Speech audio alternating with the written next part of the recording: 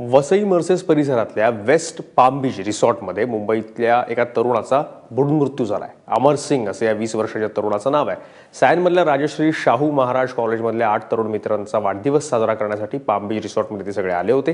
त्यावेळेस स्विमिंग पूलमध्ये खेळत असताना अमर अचानक स्विमिंग पूलमध्ये पडला आणि बुडाला. याच रिसॉर्टमध्ये एक बारही आहे.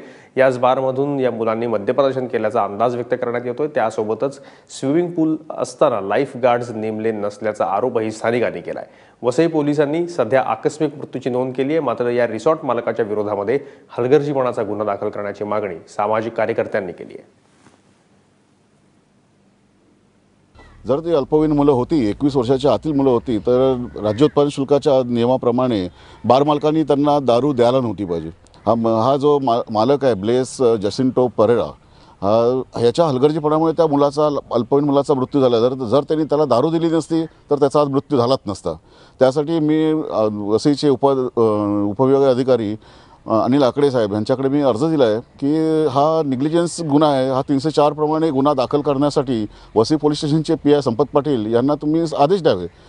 राजर्षी शाहू महाराज कॉलेज सायन्स त्या कॉलेजचे एक 7 ते 8 मुले पोहण्यासाठी इकडे फिरण्यासाठी आले होते आणि ते पाम बीच रिसॉर्ट या ठिकाणी पोहत असताना त्यांच्यापैकी एक मुलगा ज्याचं नाव आहे अमर धरमसिंग, वय वर्ष 20, राहणार